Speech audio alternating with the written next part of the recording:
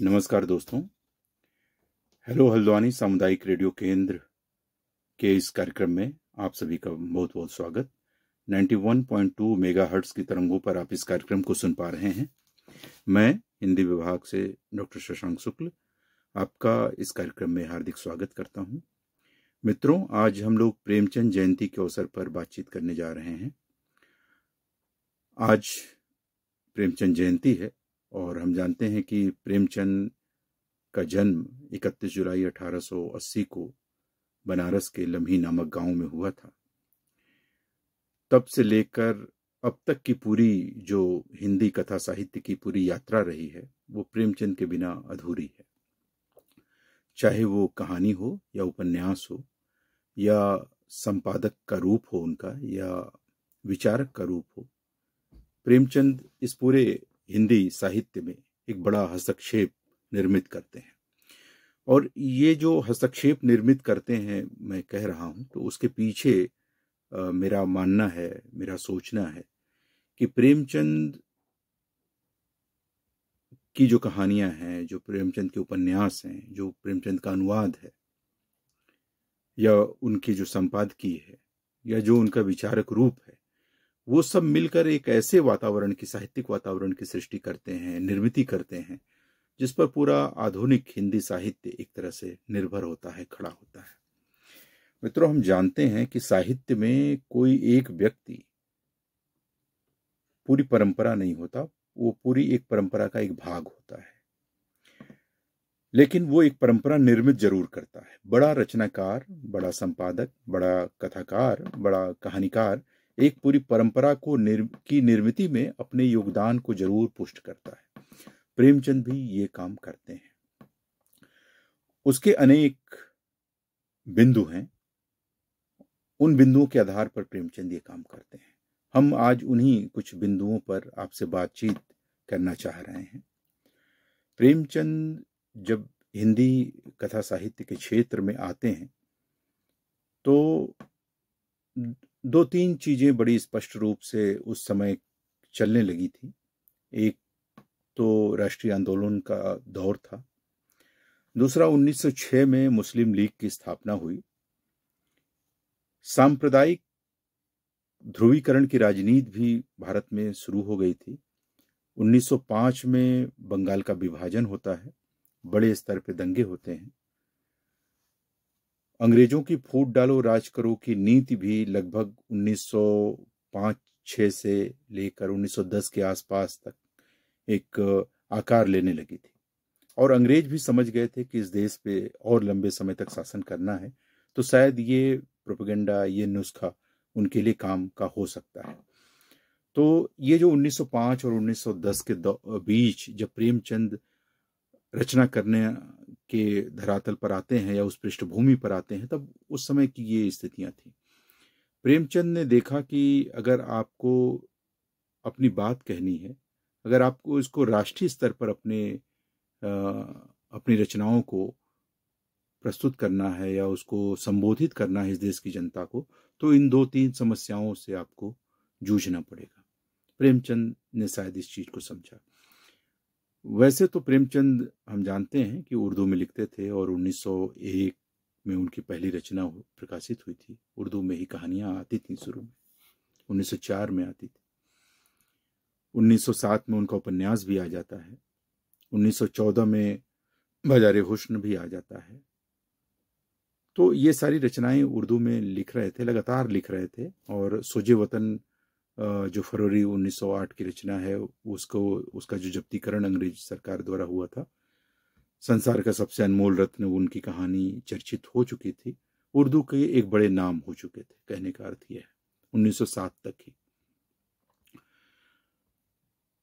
लेकिन जब प्रेमचंद ये अपनी रचनाओं के माध्यम से इस देश को देख रहे थे, तब उन्होंने दो तीन चीजें बड़ी स्पष्ट रूप से समझ ली थी।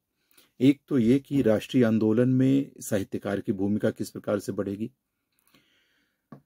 क्योंकि कोई भी बड़ा साहित्यकार होता है अपने देश समाज की उपज होता है। और जो काम रूसी क्रांति के दौर में गोरकी कर रहे थे, तुर्गनेव कर रहे थे, वैसा वही काम प्रेमचंद अपने ढंग से इस भारत में हिंदी जाति में करना चाह रहे थे, वो कर रहे थे वो काम। तो ये काम जब प्रेमचंद अपनी रचनाओं के माध्यम से शुरुआत कर रहे थे, तभी उनके दिमाग में बड़ी स्पष्ट चीज थी कि मुझे क्या कहना है, क्या रचना है। मेरा ध्येय केवल स्वांतः सुखाय नहीं है, मेरा ध्येय केवल साहित्यिक प्रतिष्ठा नहीं है, मेरा ध्येय केवल मनोरंजन करना नहीं है। इसीलिए उन्होंने आदर्शवादी जो सोच थी साहित्य में, जिसको लेकर उसने कहा था, जिसको लेकर दुलाई वाली, जिसको लेकर एक टोकरी भर मिट्टी जैसी कहानियां रची जा रही थी, उसको प्रेमचंद ने 1915-16 तक आते आते, और जब वो हिंदी में आते हैं पंच परमेश्वर के माध्यम से, 1916 की कहानी है जो सरस्वती में छपती है, तब तक प्रेमचंद अपने को, उनकी मतलब कहने का अर्थ है कि उनकी विचार दृष्टि बहुत स्पष्ट हो चुकी होती है। वो समझ चुके होते हैं कि उनको क्या कहना है, किसे संबोधित करना है, उनका साहित्यिक ध्येय क्या है। मात्र मनोरंजन करना या कोई अपनी साहित्यिक प्रतिष्ठा प्राप्त करना नहीं है। प्रेमचंद इस गहरी और स्पष्ट सोच के साथ, समझ के साथ साहित्य में पदार्पण करते हैं। एक बात तो ये समझने की है, प्रेमचंद ने इसीलिए एक अपनी साहित्यिक विरासत निर्मित की। मैं जब साहित्यिक विरासत निर्मित करने की बात कर रहा हूं, तो उसके पीछे मेरा स्पष्ट रूप से ये मानना है, ये इंगित करना है कि वही साहित्यकार अपनी साहित्यिक विरासत निर्मित कर पाता है जो इस देश के या किसी भी देश जाति की जातीयता को बहुत ही बखूबी पकड़ सकने की योग्यता रखता हो। बिना इसके वो कोई जाति परंपरा निर्मित करने की स्थिति में नहीं होता। प्रेमचंद भी ये काम करते हैं और एक विरासत निर्मित करते हैं। प्रेमचंद ये विरासत निर्मित इसलिए करते हैं क्योंकि वो किसी वर्ग को, किसी जाति को, किसी धर्म से परे जाकर एक मनुष्यता की बात करते हैं और एक राष्ट्रीय बोध की बात करते हैं। प्रेमचंद में दो चीजें बड़े स्पष्ट रूप से समझने की है। एक तो जातीयता, मानवतावादी दृष्टि और राष्ट्रीय भावना।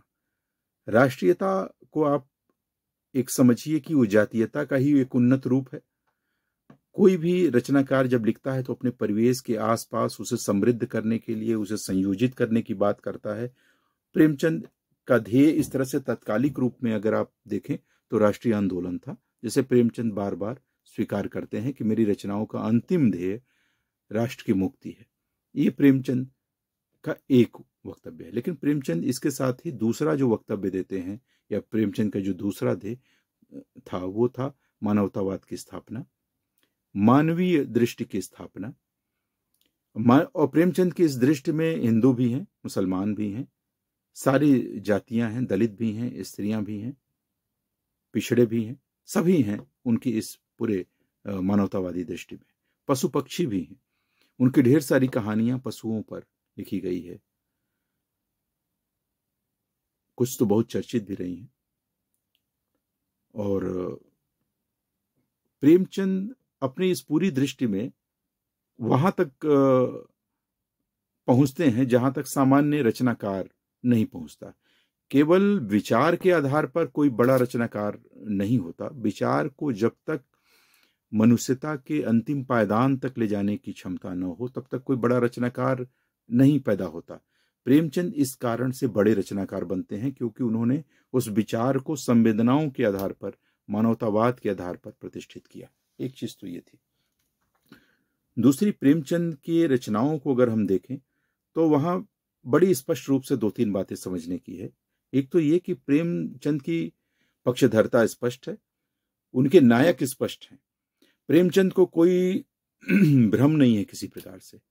मोटेराम शास्त्री अगर हास्य के रूप में आते हैं तो वो हास्य के रूप में प्रेमचंद एक सायास दृष्टि के कारण उसे हास्य के रूप में रखते हैं।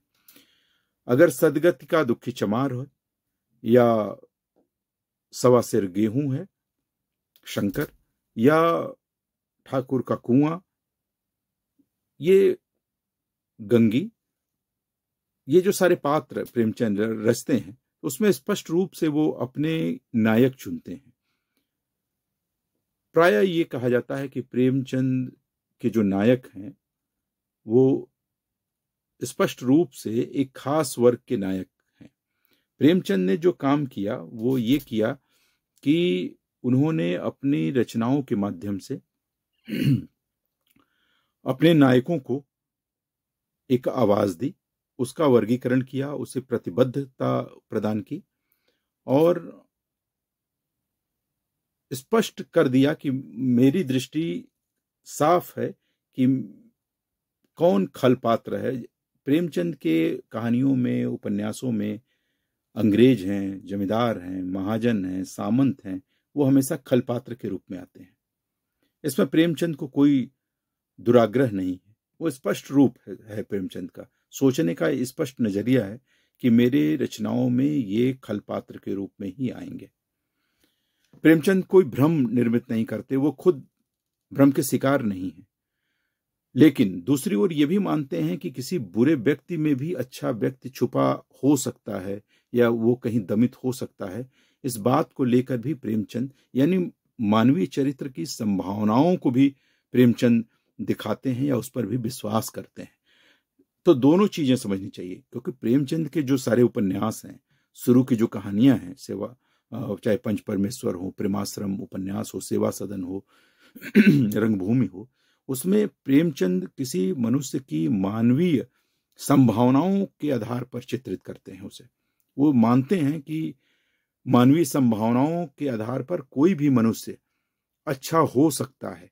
ये मनुष्यता पर इतना बड़ा विश्वास करने वाला रचनाकार हिंदी में और विश्व में बहुत कम होंगे। प्रेमचंद उन लोगों में से एक है जो मनुष्यता पर, मनुष्य जाति पर इतना इतना अटूट जिनको विश्वास हो। ये प्रेमचंद ऐसे रचनाकार, विरले रचनाकार हैं। प्रेमचंद एक और बड़े रचनाकार इसलिए हैं क्योंकि वो अपनी परंपरा, अपनी रचनाओं के माध्यम से बनाते हैं। परंपरा को बनाना एक बड़ी बात है, एक लकीर निर्मित करना है। एक जैसे पश्चिम में ढेर सारे स्कूल चला करते थे, थॉट्स के स्कूल चला करते थे। प्रेमचंद अपने चरित्रों के स्थापना की दृष्टि से, अपने कला की दृष्टि से, अपने विचारों की दृष्टि से एक स्कूल जैसा निर्मित करते हैं। वो स्कूल क्या है? वो स्कूल मानवतावाद का स्कूल है। वो स्कूल मनुष्य पर बातचीत करने का स्कूल है। वो स्कूल या वो विचार केंद्र एक ऐसे बृहत्तर या स्वस्थ समाज की स्थापना का स्कूल है जिसमें हर मनुष्य एक मनुष्य के रूप में जी सके।